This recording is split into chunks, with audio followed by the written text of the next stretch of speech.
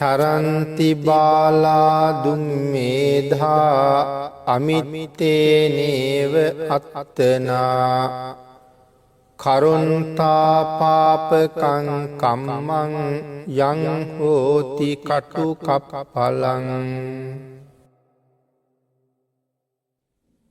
පිරිස කෙරවලේ ඉඳගෙන බණ අහලත් සුප්‍රබුද්ධ දවසක් සෝවාන් වුණා.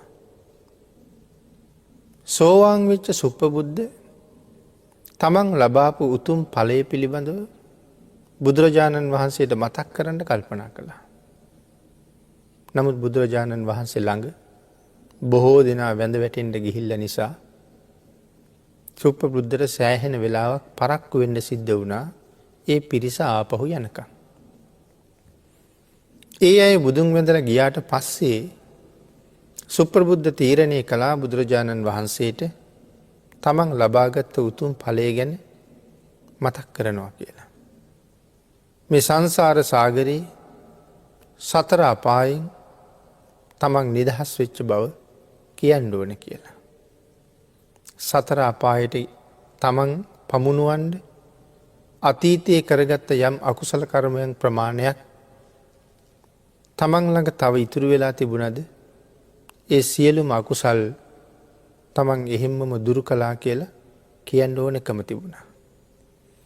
අනාගතේ සතර අපායට වැටෙන්න කර්මයක් තමන් අතින් වෙන්න තිබුණද එහෙම කර්මයක් අය කවදාවත් නොවෙන තැනට තමන් පත් වුණා කියලා කියන්න ඕනකම තිබ්බා. නමුත් මේ වෙලාවේ සක්‍ර දේවේන්ද්‍රයන් වහන්සේ කල්පනා කළා සුප්‍රබුද්ධව පරීක්ෂා කරන්න ඕනේ කියලා. ඒ නිසා සක්දිවිඳු ඇවිල්ලා සුප්‍රබුද්ධයන්ට කතා කරලා සුප්‍රබුද්ධයන්ට කියනවා ඔබ බොහොම දරුණු රෝගයකින් පෙළෙන කෙනෙක්. ඒ වගේම ඔබ හුඟක් දිලිඳු පුද්ගලයෙක්. මට පුළුවන් ඔබේ ওই රෝගේ සනීප කරන්න. මට පුළුවන් ඔබේ දිලිඳු බව නැති කරන්න. රෝගයත් සනීප කරනවා දිලිඳු බවත් නැති කරනවා. හැබැයි මම කියන දේ කියන්න ඕනේ. මොකක්ද කියලා ඇහුවා. මේ වෙලාවේ සඳහන් කළා බුදුන් බුදුන් නොවේ කියන්න ඕනේ. දහම් දහම් නොවේ කියන්න ඕනේ. සංගුන් සංගුන් නොවේ කියලා කියන්න ඕනේ. මේ වෙලාවේ පින්නතුනි මේ සුප්‍රබුද්ධ සක්‍ර දේවේන්ද්‍රයන් දිහා බැලුවා. බල සඳහන් කළා බාල පුජ්‍යලයා. ලැජ්ජ නැති පුජ්‍යලයා. නිර්ලජ්ජිතයි. ඔබ මට මෙහෙම කියන්න සුදුසුද? ඔබේ ධනෙ නැති වුණත් මගේ රෝගේ සුවපත් නුනත් බුදුන් බුදුන්මයි දහම් දහම්මයි සංගුන් සංගුන්මයි. යම්සේ මගේ රෝගය සනීප කරනවා කියලා ඔබ සඳහන් කළා. මම ඊටාම දුප්පත් පුද්ගලයෙක් කියලා ඔබ කීවා. ලෝකෙට මම දුප්පත් වගේ පේනවා ඇති. ඒ වුණාට මම මහ පෝසතෙක්. ඔබලා හිතනවට වඩා අති උතුම් වූ ධනස්කන්ධයක් මං ගාව තියෙනවා. මේ ධනය මං ගාව තියෙන නිසා මම මේ ලෝකේ දුප්පතෙක් නෙමෙයි. මොනවද මෙයා ගාව තියෙන ධනය? ශ්‍රද්ධා, සීල, ත්‍යාග, ශ්‍රුත, ප්‍රඥා මේ ආදි වශයෙන් හිරියොත්ප්ප. මේවට කියන්නේ සප්තාර්ය ධනය කියලා.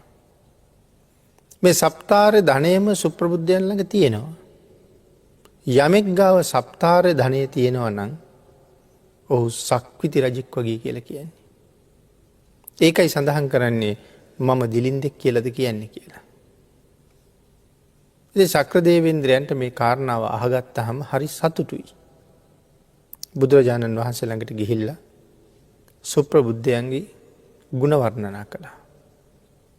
සුප්‍රබුද්ධත් බුදුරජාණන් වහන්සේ ළඟට ගිහිල්ලා තමන් ලබාගත් උතුම් ඵලය ගැන කියලා නැගිටලා ආපහු යන්න පිටත් වුණා. පින්නතුනි මේ ලෝකෝත්තර සරණාගමනය උතුම් ඵලය. අපි ගාව තියෙන සරණාගමනය ලෞකිකයි. මේ ලෞකික සරණාගමනය මරණයත් එක්කම ඉවරයි. ඊළඟ ජීවිතෙන් අපි ආපහු සරණ යන්න ඕනේ. සරණ යන්න පුළුවන් සම්මාදිට්ඨික විපදුණොත්.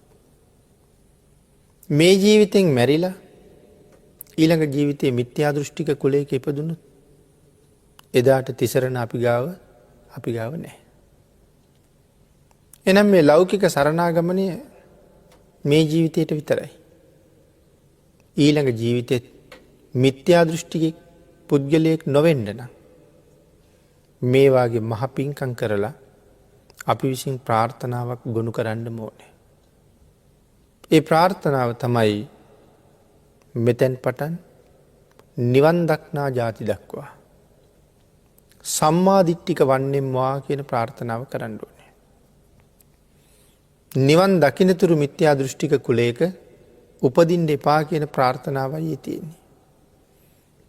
මේ ජීවිතයේ මොනතරම් පිංකම් කරගත්තත් ඊළඟ ජීවිතයේ මිසදිටු කුලයක උපදින්න ලැබුණොත් පින පව ගැන හරියට දන්නේ නැති නිසා කුසල් අකුසල් ගැන හරියට දන්නේ නැති නිසා ඒ ජීවිතින් ඕන තරම් ආපහු පව් රැස් කරන්න පුළුවන්. එහෙම වුණොත් මේ සංසාරේ තව කොයි තරම් ඈතට දික් වෙයිද? ඒ නිසා අර විදිහේ ප්‍රාර්ථනාවක් හරි වටිනවා. නමුත් ලෝකෝත්තර සරණාගමනේ ඒක මරණයෙන් කෙරවල වෙන සරණාගමනයක් නෙමෙයි. ඒක නිවන් දකින්නතුරු එහෙම්මමයි. මැරිලා ආයේ ඉපදුනත් සරණාගමනේ තියෙනවා. සෝවාන් වහන්සේ අපවත් වෙලා නැවත ඉපදිච්චහම ආයෙත් මුල ඉඳලා සෝවාන් වෙනවා කියන කාරණාවක් නැහැ. ඒ සෝවාන් බව මේ ඉපදිච්ච කිරි දරුවටත් තියෙනවා. එයා වැඩිලා ලොකු මහත් වෙලා ඒ සෝවාන් බව එහෙම්මම තියෙනවා. ඒ ජීවිතේනුත් උත්සාහ කෙරුවොත් සෝවාන් භවෙන් ඉස්සරහට යන්න පුළුවන්. ඉතින් සුප්‍රබුද්ධයන් දැන් ඒ තරම් උතුම් තැනකට ඇවිල්ලා ඉන්නේ. නමුත් බුදුරජාණන් වහන්සේට කරුණ දක්වලා ගෙදර යන ගමන් තරුණ එළදෙනක් ඇනලා මග මරණයට පත් වුණා. ඒ කාරණාව දැනගත්ත භික්ෂූන් වහන්සේලා ඇතුළු පිරිස් බුදුරජාණන් වහන්සේට සඳහන් කළා ස්වාමීනි සුප්‍රබුද්ධ මග මරණයට පත් වෙලා. එළදෙනක් තමයි අනින්නේ. නමුත් මේ එන්නේ යක්ෂණියක්. මේ වෙලාවේ හැසිරෙන්නේ එළදෙනකගේ වෙස් අරගෙන. එතකොට සුප්‍රබුද්ධයන් මේ විදිහට යක්ෂණියක් එළදෙනක් විදිහට ඇවිල්ලා ඇනලා මරලා දාන්න සුප්‍රබුද්ධ සතු පෙර කරගත්ත කරුමයක් තව ඉතුරු වෙලා තියෙනවද? පින්නතුනි ඒකටත් කරුණු කාරණා වෙනම බුදුරජාණන් වහන්සේ පැහැදිලි කළා. අපේ ශාසනයේ මේ විදිහට එළදෙනකගේ ප්‍රහාරයට ලක් වෙලා ජීවිතෙන් සමුගත්ත 4 දෙනෙක් ගැන සඳහන් කරනවා. එයින් එක්කෙනෙක් අනාගාමීන් වහන්සේ නමක්. ඒ පුක්කුසාති මහරජුරු. අනිත් උත්තමයන් වහන්සේ දාරුචීරිය මහරහතන් වහන්සේ. ඊළඟ කෙනා තමයි සුප්‍රබුද්ධයන්. සෝවාන් ආර්යයන් වහන්සේ නමක්. අනිත් කෙනා තමයි තම්බදාටික චෝර. මේ 4 දෙනාම මේ එළදෙන විසින් තමයි දිවිතොර කරන්නේ. ඒතර අපි සඳහන් කළා ඒ එළදෙනක් නෙමෙයි එළදෙනකගේ වෙස් ගත්ත යක්ෂණියක් කියලා. මේකට හේතුව මොකක්ද? ඒකත් භාග්‍යතුන් වහන්සේ පැහැදිලි කරනවා. පෙර හුඟක් ඈත භවයක මේ 4 දෙනාම එකට හිටපු යාළුවෝ 4 දෙනෙක්. සිටු කුමාරවරු. හොඳට ධනය තිබුණා. මේ අය එක දවසක් කල්පනා කළා අපි උයනට ගිහිල්ලා දවස පුරාම හොඳට විනෝද වෙමු කියලා. ඒ සඳහා ඔය මත්ද්‍රව්‍ය වාගේ දේවලුත් අරගෙන උයනට යන්න කටයුතු කරපු මේ අය තීරණය කළා තනියම යනවට වඩා කාන්තාවකුත් හිටියොත් මේ ගමන විනෝදය තවත් වැඩි කියලා. ඒ නිසා මේ අය එක වෛශ්‍යයා ස්ත්‍රියකට මුදල් ගෙවල ඇය කුලියට ගත්තා. ඇයත් එක්ක උයනට ගිහිල්ල දවස පුරාම කාලබිල විනෝද වුණා. හවස ආපහු පිටත්වෙන්ට හදනකොට මේ 4 දෙනා කල්පනා කළා සාකච්ඡා කළා මේ කාන්තාව අපි එක්ක ආපු බව තවත් හුඟක් අය දන්නේ. අපි මැය මරලා දාමු කියලා. මැය මරලා අපි විසින් ගෙවාපු සල්ලිත් අරගෙන ඇය සතු යම් ආභරණ සමුදායක් තියෙනවා නම් ඒ දේවලුත් අරගෙන යන් කියලා සාකච්ඡා කළා. මේ අයගේ කසුකුසු අර කාන්තාවට ඇහුණා. නමුත් ඇයට දැන් මරණයට මුහුණ දෙනවා හැර වෙන කරන්න දෙයක්වත් නැහැ. ඒ වෙලාවේ කල්පනා කළා මේ වාගේ පාපිෂ්ඨ මිනිස්සු මම මරලා දායි. හැබැයි මම යක්ෂණියක් වෙලා ඇවිල්ලා උපදින භවයක් ගානේ උඹලා මරනවා කියලා. වෛරයක් හිතේ තියාගත්තා. අර 4 දෙනා ඇවිල්ලා මේ කාන්තාව මරණයට පත් කළා. නමුත් හිතේ තිබිච්ච වෛරී චේතනාවත් එක්ක ඇය යක්ෂණියක්ම වෙලා ඉපදුණා. සංසාරේ මේ පළවෙනි වතාව නෙමෙයි තවත් නොයෙක් දහස් ගණන් ආත්මවල මේ යක්ෂණියකින් මේ විදිහටම මැරුම් කෑවා. නමුත් වෛරය කියන එක කොයි තරම් භයානකද? එහෙම මැරුම් කකා ඇවිල්ලා හරි බුද්ධාන්තර මුණ ගැහිලා නැවත පින් කරගෙන මේ අය සංසාරයෙන් එතරට යන්න පාර හදාගත්තා. නමුත් වෛරය ඇය කොයි තරම් සසර අතරමං කළාද? මහරහතන් වහන්සේ ඝාතනය කරපු නිසා ආනන්තරීය පාප කර්මයක් කරගත්තා. එහෙමනම් තාමත් අවීචී දුක් විඳිනවා. ඒ විතරක් නෙමෙයි තව අනාගාමීන් වහන්සේ නමක් ඝාතනය කරපු නිසා එහි අකුසල කර්මයේ මෙච්චරයි කියලා නිමා කරන්න බෑ. සෝවාන් ආර්යයන් වහන්සේ සුප්‍රබුද්ධයන් ජීවිතක්ෂයට පත් කරපු නිසා තවත් මහා කුසලයක් රැස් කරගත්තා. තම්බදාටික චෝරත් මරණයට පත් කළා. නමුත් අනාගාමීන් වහන්සේ බඹලෝ ඉපදුණා. මහරහතන් වහන්සේ සදහටම සංසාර හිරගෙදරින් එළියට ගියා. ඒ වගේම සුප්‍රබුද්ධයන් දෙව්ලොව ඉපදුණා. තම්බදාටික චෝරත් සැරියොත් මහරහතන් වහන්සේට එදා දුන්න දානය අරමුණු කරලා දෙව්ලොව ඉපදුණා. නමුත් දිගින් දිගටම වෛරයක් පිරිමහන ඇය නිරේ ඉපදෙනවා. එහෙනම් වෛරය කොයිතරම් භයානකද කියන කාරණාවත් අපි හැමෝම කල්පනා කරන්න ඕනේ. ද්වේෂය මොන තරම් භයානකද කියන කාරණාව අපි ආපහු සිහිපත් කරන්න ඕනේ. පින්නතුනි මේ කුෂ්ඨ රෝගියා දෙව්ලොව ඉපදුනා කියලා අපි සඳහන් කළා. නමුත් භික්ෂූන් වහන්සේලා නැවත ප්‍රශ්නයක් බුදුරජාණන් වහන්සේගෙන් අහනවා ස්වාමීනි ඔහු දෙව්ලොව ඉපදුනා. නමුත් මේ විදිහේ කුෂ්ඨ රෝගයකට මුහුණ පෑවේයි. ඒකට අතීත හේතුවක් බුදුරජාණන් වහන්සේ පැහැදිලි කරනවා. පෙර තගරසිකී කියන පසේ බුදුරජාණන් වහන්සේ දැකලා ද්වේෂයක් ඇති කරගෙන කාරලා කෙල ගහලා උන්වහන්සේට නින්දා කිරුවා. ආන් ඒ පාපයට නිරයේ දුක් විඳලා ඒ දුක ගෙවලා මනුස්ස ලෝකෙ ඉපදිලා නිරයේදී ගෙවින් නැතුව ඉතුරු වෙච්ච අවශේෂ අකුසලයාගේ විපාකයක් හැටියට තමයි මේ පිළිකුල් සහගත කුෂ්ඨ රෝගයකින් ඔහු පීඩා විඳින්නේ කියලා. එතකොට මේ කතාව ඇතුළේ ආර්යයන් වහන්සේලාට නින්දා කරපු නිසා සංසාරේ ඔහු විඳපු දුක් කන්දරාව නිරයේත් විඳ මනුලොව ඉපදිලත් විඳිනවා. එතකොට සසර කරගත්ත අකුසල කර්මයක් නිසා නොයෙක් සිය ගණන් ආත්මවල අර යක්ෂණියගෙන් මැරුම් කෑවා. එතකොට මේ අකුසල ධර්ම කියන දේවල් සසර කොයි තරන්නම් අපිට විපාක දෙනවද, අපි අසරණ කරනවද, අපෙන් පලිගන්නවද කියන කාරණාවල් මේ කතාව ඔස්සේ අපිට මනාව පැහැදිලි වෙනවා. මේ සියලුම කරුණු එකතු කරගෙන තමයි අපි භාග්‍යතුන් වහන්සේ මුලින් අපි සඳහන් කරපු ගාථා රත්නය දේශනා කොට වදාළේ. මේ කරුණු සමුදාය පෙළගස්වලා තමයි මෙවන් ගාථා රත්නයක් දේශනා කරන්න හේතුවෙන්ට යෙදුනේ.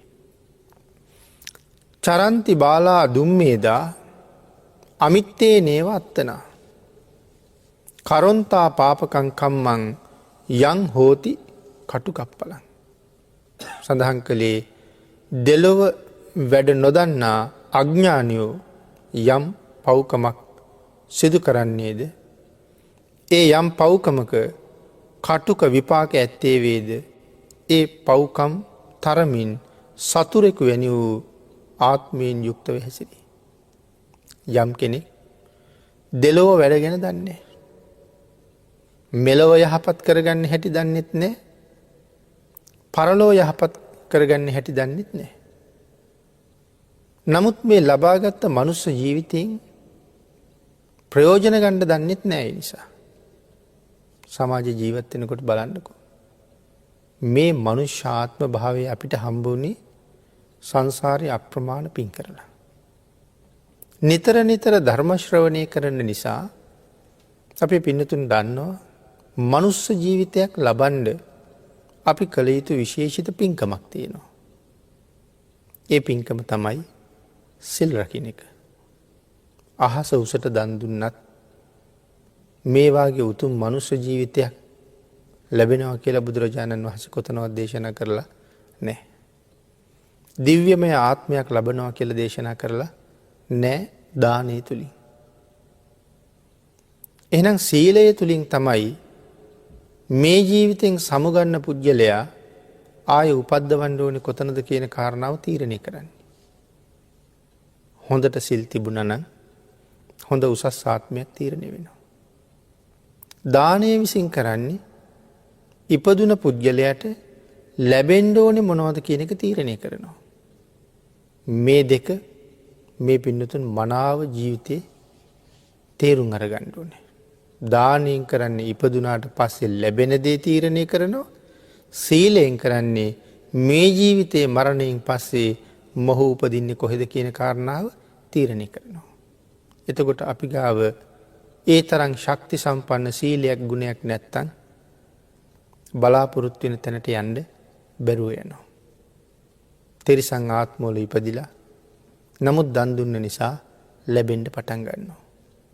මේ කරුණු ධර්ම දේශනාවලින් ඕන තරම් අහලා තියෙනවා. ඔය ජානුස්සෝනී කියන සූත්‍ර දේශනාවේ එහෙම බුදුරජාණන් වහන්සේ පැහැදිලි කළා සුනකයෝ වෙලා ඉපදිනවා. අස්සයෝ වෙලා ඇත්තු වෙලා වෘෂභයෝ වෙලා වාගේ උප්පත්තිය ලබනවා. හැබැයි පුදුමාකාර සැපවත් ජීවිතය. හැම සුනකයාටම සැපවත් ජීවිතයක් නැහැ. නමුත් සමහර සුනකයෝ අපි දකිනවා මිනිස්සුන්ට වඩා සැප විඳින අය ඉන්නවා. ඒ පෙර හොඳට දන් දීලා. සමහර අස්සයොත් එහෙමයි. ඇත්තුත් එහෙමයි. ඒ වගේ වෘෂභයොත් ඉන්නවා. ඕන තරම් ආහාර පාන සේවක සේවිකාව සැප පහසු නිවාස ඒ අයට තියෙනවා. සමහර අය ජීවත් වෙන්නේ වායු සමීකරණය කරපු කාමරවල. සමහර සුනකයන්ට යාන වාහන පවා තියෙනවා. මේ දන් දුන්න නිසා. නමුත් සිල් තිබුණේ නැති නිසා ආත්මය තිරිසන්. මොනවා ලැබුණත් වැඩක් නෑ. ආපහු පින් කරගන්න ක්‍රමයක් නෑ. අන්න ඒ නිසා දේශනා කළා සීලය හරි උතුම්. එතකොට අපේ පින්නතුන් කල්පනා කරන්නකෝ දැන් අපි එහෙම පහත් ජීවිතයකට නොයා මේ ශ්‍රේෂ්ඨ මනුස්ස ජීවිතය ලබා ගත්තා. සංසාරි තවත් පින් කරලා ප්‍රාර්ථනා ගොනු කරන්නත් ඇති සම්මාදිට්ඨික උපදින්න. මිත්‍යා දෘෂ්ටික ඉපදුනා නම් පින පව ගැන හිතුවේ නැත්තම් තුනුරුවන් ගැන විශ්වාසයක් නැත්තම් මේ වාගේ පින්කම් කරන්න යොමු වෙන්නේ නැහනේ. නමුත් ඒ විශ්වාසය අපිට තියෙනවා. ඒ පව පින දැන හඳුනගන්න මේ උතුම් ආර්ය මාර්ගයේ දේශනා කොට වදාළ ලෞතුරා බුදුරජාණන් වහන්සේ පිළිබඳව ගෞරවයේ ශ්‍රද්ධාව උපදවාගෙන කටයුතු කරන්න සම්මා දිට්ඨිකව උපදින්න ඔබ සංසාරේ බොහෝ පින් කරලා ප්‍රාර්ථනා කරන්න ඇති. නමුත් මේ මනුස්ස ජීවිතය ලබන්ඩ එහෙනම් පෙර හොඳට සිල් රකින්ඩත් ඇති. එහෙම සිල් රැකගෙන මේ මනුස්ස ජීවිතය ලැබුව ෂණ සම්පත්තියත් ලැබවා. භාගිතුන් හස දේශනා කරේ මෙව්ව මේ ලෝකෙ දුර්ලබයි කියලන්නේ ෂණ සම්පත් කියලකෙන ඇස් දෙක කන් දෙක කතා කරන්න පුළුහම් බව අතපය ඒවට තම ෂණ සම්පත් කියල කියන්නේ. මනුස්ස වෙලා ඉපදුනත් හැමෝටම ඒ දේවල් නෑ. යමෙකුට ලැබෙනවනං ඒ නැති අයට වඩා ඔහු ගොඩක් පින් කරලා තියෙනවා. එනම් දැන් අපි කොයි තරං පින් කරන්න ඇද්ද මොන තරං සිල් රකින්ට ඇද්ද මේ මනුස්ස ජීවිතය ලබන්ට. හැබැ පිඩතුන අපි එහෙමත් කියනවා. මෙහෙම ඉන්න අපිට තේරෙනවා අපිට වඩා පින් කරලා මනුස්ස ලෝක ඉපදිච්ච තවත් අය ඉන්නවා කියලා. අපිත් මනුලව උපදින්න පින් කලා සම්මාධිට්ටික වෙන්ඩ ෂණ සම්පත් ලබන්ඩ පින් කලා හැබැ අපිට වඩා පින් කරපු අයත් මෙලෝක ඉන්නවා. අපි බොහොම පින් කරලා මනුස්ස ජීවිතයක් ලැබුව කියල කීවට අපේ පින්නතුන්ට වඩා හුඟක් ශක්තිමත් අය මේ ලෝකෙ නැද්ද. එහෙනම් ඒගොල්ලු තරම් ශක්තිමත්වෙන් අපි පින් කරලා නෑ. එතකොට ඔබට වඩා පොහොසත් අය මේ ලෝකෙ නැද්ද. එනම් ඒගොල්ලු තරම් පෝසත්වෙන් අපි පින් කරලා නෑ. අපිට වඩා ලස්සන අය මේ ලෝකෙ නැද්ද. ඒගොල්ලු තරම් ලස්සන වෙන්න අපි පින් කරලා නෑ. එනම් ඒගොල්ලු අපිට වඩා පින් කරලා තියෙනවා. එහෙනම් අපි සසර පින් කලා මදි කියලම තමයි හිතන්ඩෝනි. අනිත් එක පින්නතුනී පින් කරලා මේ ජීවිතය ලබාගත්තත් අපි ආපහු මේ සංසාරි කෙරවලක් දකිනකං කුසල් රැස් කරන්න වෙනවා. පෙර කරපු ටික මදි. මේ කරන්නේ පෙර කරපු ප්‍රමාණය භුක්ති විඳිනවා. මනුස්ස ජීවිතය අරගන්න හුඟක් වියද. ෂණ සම්පත් ලබන්ඩත් හුඟක් වියද. ඒ වියදන් කළේ පෙරපින්. නමුත් තව ඉතුරු වෙලා තියෙනවා ඒ හින්ද මේ ජීවිතය අපි තාම කාටවත් අතපාණ්ඩ ගියනේ. තාම බොහොම දරුණු රෝගාබාදවලට ගොදුරුනෙත් නෑ. ප්‍රාණවල හතා කුසල් එහෙම අඩුවෙන් කරගත්ත නිසා තවම අකාලි මැරුණේ නෑ. හැබැයි හෙට වෙනකොට මොනවා වේදි කියල විශ්වාසත් නෑ. කරගත්ත අකුසල කර්ම ඕන තරන් තියෙනවා. තව විපාක දුන්නේ නැති එකයි තියෙන්නේ. කෙනෙක් වතුර ගිල්ල මැරෙන්ඩත් පුළුවන්. පස්කන්දකට යට වෙලා මැරෙන්ඩත් පුළුව. වාහනයකට යට වෙලා මැරෙන්ඩත් පුළුව. එක්කො ගහකින් වැටේ නැත්තන් ගහක් ඇඟට වැටෙයි එහෙම මැරෙන්ඩත් පුළුව. කෙනෙක් කපල කොටල වෙඩි තියල මරලදාන්නත් පුළුවන් හෙට දවස අද මේ මොහොතින් පස්සේ මොනවාගේ තත්ත්වකට මූුණපාණ්ඩ මල්ට පෙර කරගත්ත කරුම විපාකයන් විපාක දෙන්න ලෑස්ති වෙනවද කියන කරුණු එකක්වත් අපි දන්නේ නෑ. නමුත් අපි තාම හොඳට ඉන්න. ඊළඟ මොහොත තුළ තියෙන්නේ අවිනිශ්චිත බවක් නං මම අවිනිශ්චිත මොහොතට මුණ දෙන්න ලෑස්තිද කියල හිතන්ඩුවන. ඒ කියන්නේ මේ වෙනකොට කොයි තරං දුරට මං කුසල ධර්මයන් සම්පූර්ණ කරලා තියෙනවාද. මේ ජීවිතයේ මෙහෙම හොඳයි කියල හිතුනට අපේ පින්නතුන් දන්නවා තම තමන්ගේ ජීවිතවල මොනතරං දුක් තියෙනවාද කියලා. මොනතරං කරදර තියෙනවාද කියලා. මේ තියෙන අඩුපාඩු කොච්චරද කියලා. ඒ අඩුපාඩුත් නැතුව මානසික වේදනත් නැතුව කායික වේදනත් නැතුව තවත් නොයි කරදරකම් කටලුත් නැතුව ජීවත්වෙන්ට තිබුණනං අපි හැමෝම කැමති. නමුත් එහෙම නොවෙන්නේ අපි පින් කරලා මදි නිසාමයි. මීට වඩා දුක්කරදර කම්කටලු රෝගාබාධවලින් තොරවෙච්ච ජීවිතයක් අනාගතයට බලාපොරොත්තු වෙනවනං. අපි මේ ජීවිතයේ මේ කරන ප්‍රමාණයට වඩා පින් කරන්න වෙනවා. මීට වඩා අනාගතයේ හොඳ වෙන්න නම්. මේ ජීවිතයත් මේ ජීවිතෙන් පස්සෙත් මීට වඩා හොඳ ගමනක් යන්නනම් තව පින් කරන්න ඕනි. දැනට හිතන්න ඕනි පින් කලා මදි කියලමයි. හැබැවින්ම මදි. පෙර පිනක් තමයි බුක්ති විඳගෙන යන්නේ. මොකද පින්නතුනි කල්පනා කරලා බලන්නකු. අපි ඉපදිච්ච කාලේ අපි ඉස්කෝලේ ගියපු කාලේ අපි මේ වගේ පින්කම් දහම් වලට යමු නැහැ නේ. දන් දුන්නේ නැහැ. සිල් ගත්තේ නැහැ. බණ කියෙව්වේ නැහැ. බණ ඇහුවේ නැහැ. නැති බැරි අයට උදව් කළේ නැහැ. අම්මට තාත්තට නමුත් හරියට සලකන්නවත් යෙදුනේ නැහැ. එහෙනම් පාසල් ගියේ කාලේ ওই ටික තිබුණෙත් නැහැ. රැකියාවක් හොය අවිදපු කාලේ ওই දේවල් කෙරුණෙත් නැහැ. ආවාහ විවාහ වෙච්ච කාලේ ඒ තරම් මේ දේවල් වලට යෙදුනෙත් නැහැ. හරියට කල්පනා කරලා බැලුවොත් මේ ළඟදී ඉඳන් තමයි අපි හැමෝම මේක පටන් ගන්න තියෙන්නේ. ළඟදී ඉඳලා නම් පටන් ගත්තේ දැන් ආයේ විවේක හොය ඉන්න කාලෙකුත් නැහැ. මාසෙකට දවසක් සිල් අරගෙන මේ වැඩේ කරන්න පුළුවන් නම් හරි පහසුයි. නමුත් හැමදාම අපි උපෝසත සිල් ගන්න යන්නේ නැහැ. ඒකට සුදුසු දවස් වෙනම තියෙනවා. නමුත් නිත්‍ය වූ සීලයක් බුදුරජාණන් වහන්සේ වෙනම පෙන්නලා තියෙනවා. හැමදාම අටසිල් ගත්තේ නැති වුණාට පන්සිල් වලින් අයින් වෙන්න කියලා කවදාවත් දේශනා කරලා නැහැ. යමෙක් ළඟ පන්සිල් නැත්තම් ඔහු තවම මේ මාර්ගයට ආවේ නැහැ කියලා තමයි කියන්නේ. බුදුරජාණන් වහන්සේලා අගය කළේම අප්‍රමාදී බව. යමෙක් ගාව තවම පන්සිල් නැත්තම් ඔහු තාමත් ප්‍රමාදී කියලා තමයි කියන්නේ. ඔහු තාමත් සතර අපායෙන් මිදෙන්න වීර්ය වඩන පුද්ගලයෙක් නෙමෙයි කියලා තමයි කියන්නේ. එහෙමනම් නිත්‍ය වූ සීලයක් තියෙනවා පන්සිල්.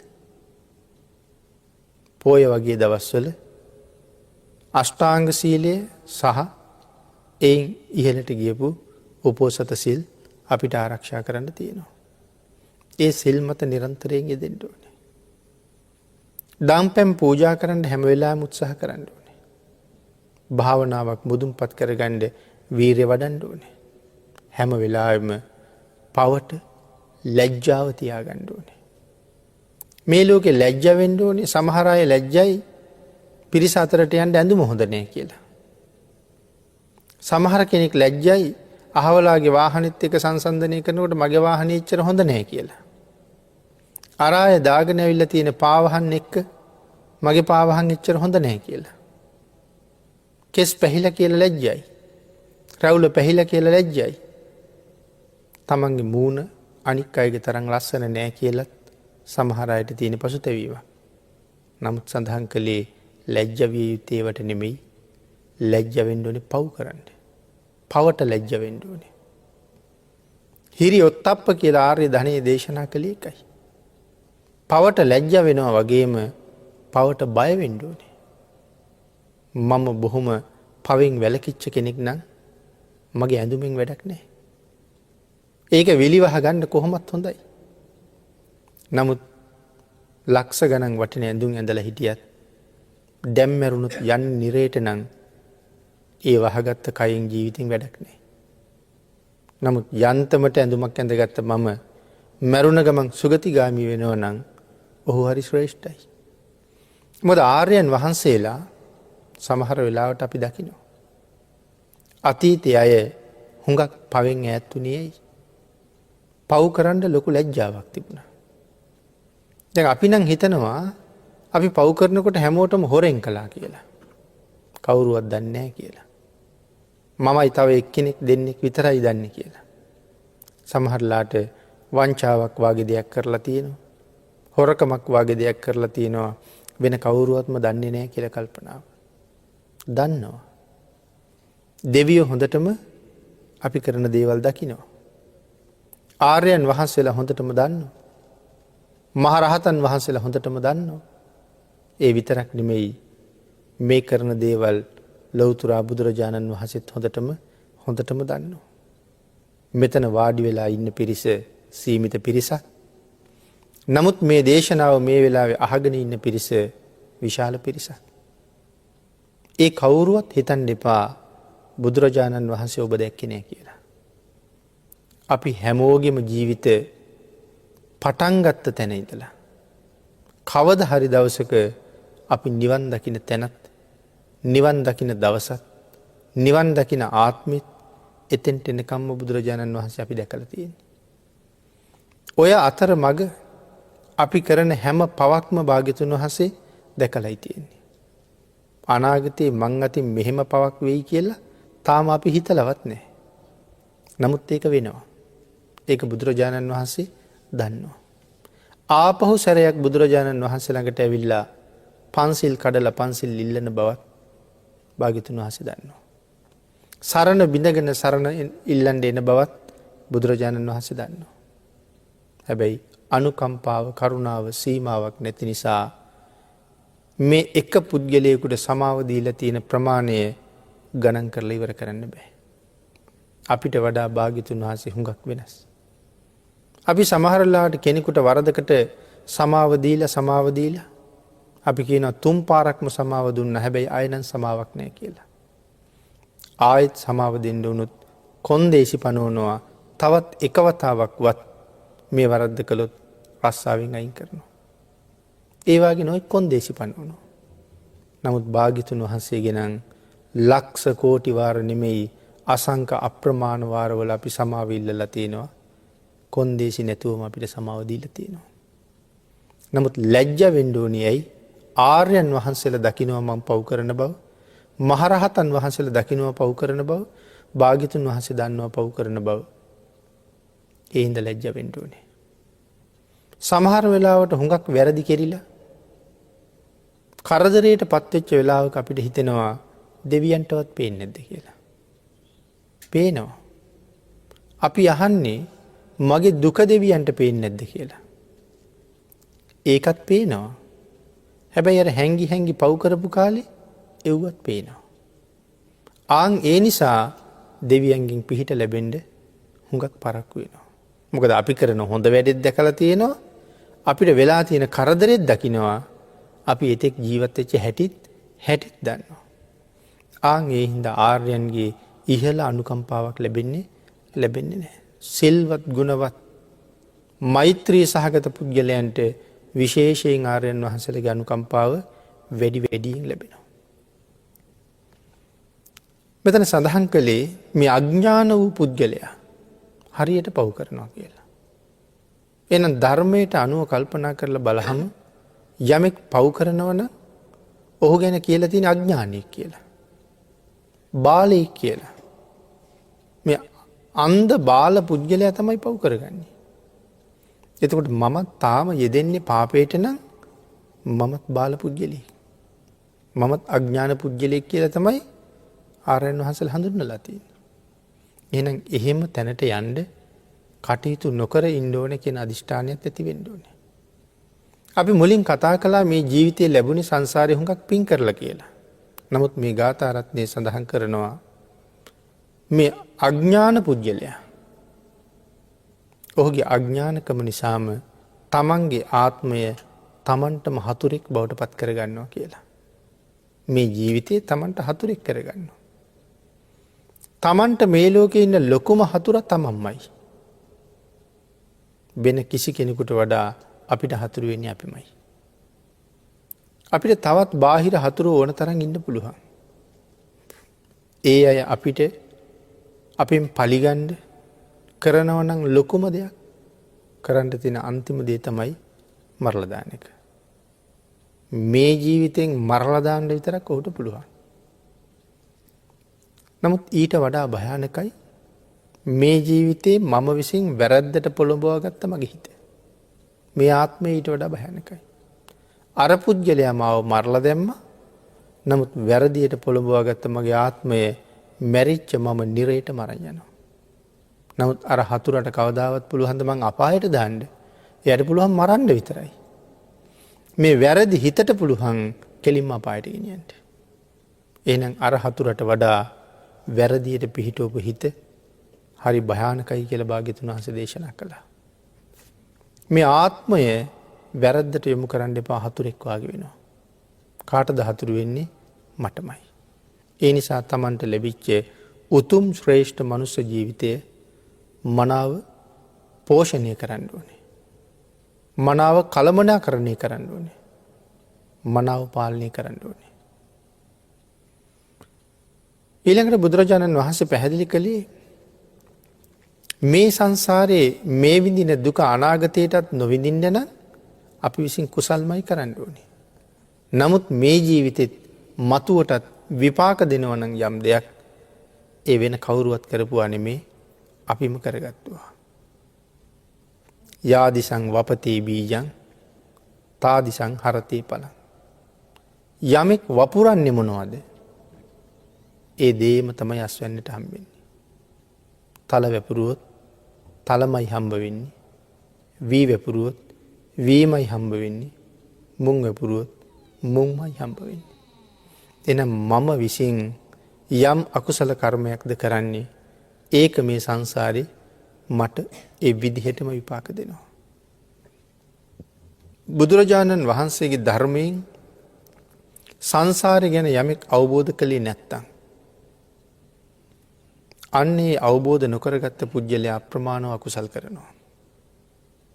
ඒ කාරණාවේදී සඳහන් කළේ මේ අපමණ අකුසල් කරන පුද්ගලයා තමන්ගේ ආත්මය හතුරෙක් හැටියට පවත්වනවා කියලා මුලින් සිහිපත් කළා. ඊළඟට පින්නතුනි මේ ලබාගත්ත මනුස්ස ජීවිතයෙන් අපේ ඇඟ නමුත් මහ පිළිකුල් මනුස්ස ජීවිතයක් ලැබුණා. නමුත් මේ ශරීරය හරි පිළිකුල් සහගතයි. දෙතිස් කුණප කොට්ටාශයන්ගෙන් පිරිච්ච කයක් අරගෙන තමයි මේ අකුසල කර්මවල යෙදෙන්නේ. ඒ අකුසල් ඊට වඩා පිළිකුල්. නමුත් පින්නතුනි මේ පිළිකුල් හිතේ නැත්නම් පිළිකුල් ශරීරයේ සමහරලාට හරි ලස්සන සිත් උපදිනවා. කුණු කයක් වුණාට ලස්සන සිත් උපදිනවා. එතන ලස්සන සිත් කියලා සඳහන් කළේ ආදරය, දයාව, කරුණාව, මෛත්‍රිය පෙරදරි වෙච්ච පිං සිතුවිලි. ඒ වගේම මේ කුණු කය මුල් කරගෙන අකුසල් සිතුවිලිත් උපදිනවා. අපි හැම වෙලාවෙම උත්සාහ දරන්න ඕනේ කුසල් සිත් පෝෂණය කරන්නයි. නමුත් සාමාන්‍ය සමාජයේ දිහා බලහම සාමාන්‍ය මිනිස්සු කුසල් සිත් පෝෂණය කරනවට වඩා අකුසල් සිත් පෝෂණය කරන්න හරි කැමති. සංසාරي කියලා කියන්නේ ලෙඩක් වගේ. ඒක සුව නොවන රෝගයක් වගේ. හැබැයි ලෙඩෙකුට අපි කරන්න ඕනේ ලෙඩේ සනීප වෙන්න බේත් කරන එක මිසක් ලෙඩේ උස්සන්න වෙන්න බේත් කරන එක නෙමෙයි. එහෙනම් ලෙඩා සුවපත් කරන්න බෙහෙත් කරනවා වගේ අපි හැමෝම මේ ජීවිතෙන් කරන්න ඕනේ සසරින් එතර යන්න කටයුතු කරන එක මිසක් නැවත නැවත සංසාරේ තව තවත් අතරමං වෙන්න කටයුතු කරන එක නෙමෙයි. පෙර අපි කරගත්ත අකුසල ධර්මයන් ඕන තරම් තියෙනවා. ඒක අපි මුලිනුත් සිහිපත් කළා. ඒවට අපි මොකද කරන්න ඕනේ? ලෙඩාට ප්‍රතිකාර කරනවා වගේ පෙර අකුසල් වලටත් අපි ප්‍රතිකාර කරන්න ඕනේ. මොනවද ප්‍රතිකාර කරනවා කියලා කරන්න තියෙන්නේ? අන්න බුදුරජාණන් වහන්සේ පෙන්눔 කරලා දෙනවා. දස පුණ්‍ය ක්‍රියාව ජීවිතේ සම්පූර්ණ කරන්න ඕනේ. දස කුසල් වලින් ජීවිතේ පෝෂණය කරන්න ඕනේ. මෙතන දස කුසල් වලින් පෝෂණය කරන්න ඕනේ. දස අකුසල් වලින් වළකින්න ඕනේ. මොනවටද එතකොට මේ දස අකුසල් කියලා කියන්නේ? කයෙන් කරන වැරදි තුනක් තියෙනවා. ප්‍රාණඝාත, අදත්තා දාන, කාම මිත්‍යාචාර. හිතින් කරන වැරදි තුනක් තියෙනවා. අවිද්‍යාව, ව්‍යාපාදය, මිත්‍යා දෘෂ්ටිය. වචනයෙන් කරන වැරදි හතරක් තියෙනවා. බොරු කියනවා, කේලම් කියනවා, පරුස වචන කියනවා, හිස් වචන කියනවා. මේවට කියනවා දස අකුසල් කියලා. යමෙක් මේන් වැළකීලා කටයුතු කරන්න උත්සාහ කරනවා නම් ඒක දස කුසල කර්මපතේ.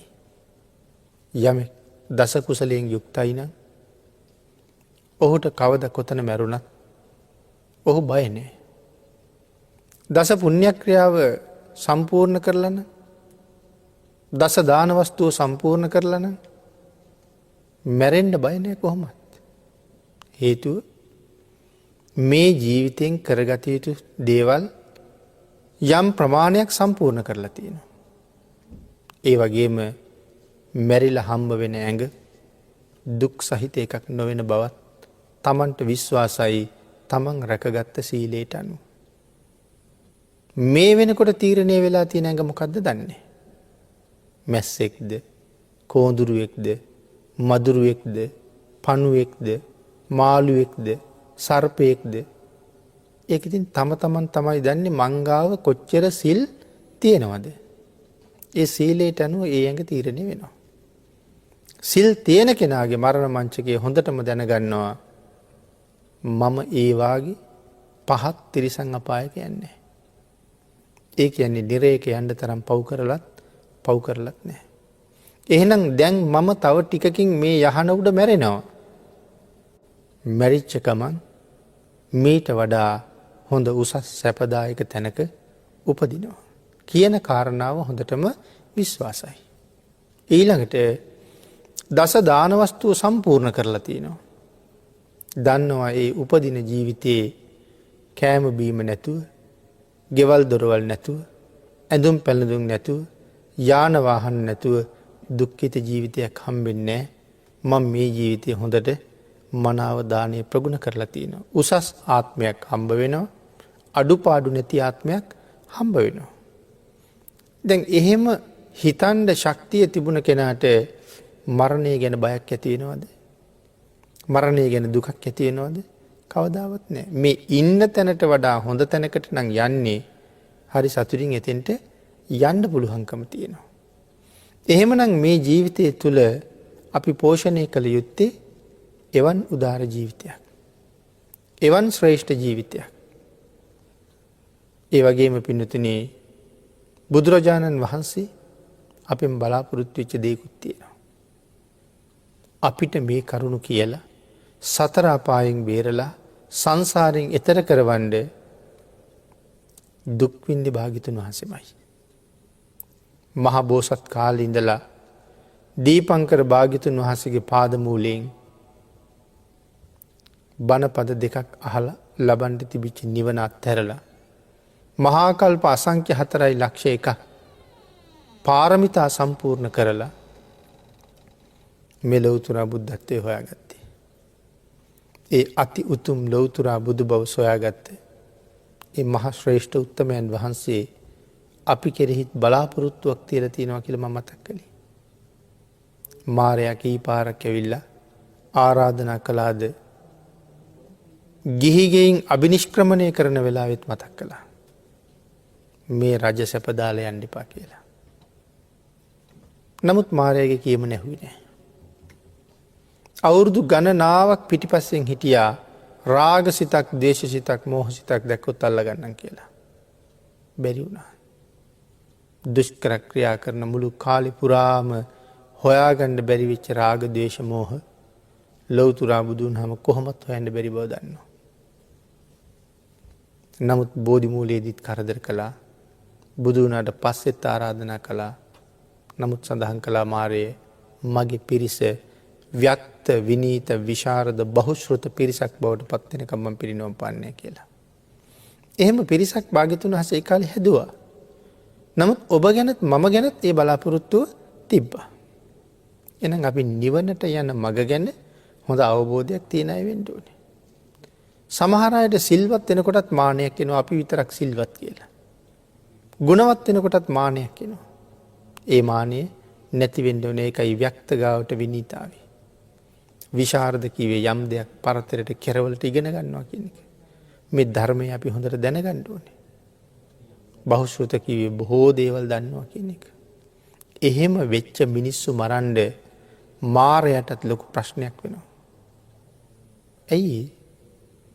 එහෙම ව්‍යක්ත, විනීත, විශාරද, බහුශ්‍රුතයෝ මේ ලෝකේ ඉතුරු කෙරුවොත් එහෙම මේ ඉන්න පිරිසෙන් විශාල පිරිසක් මාරයාගේ මල්ලෙන් එළියට අදිනවා. ඒ හින්දා මේගොල්ලෝ තියලත් බෑ.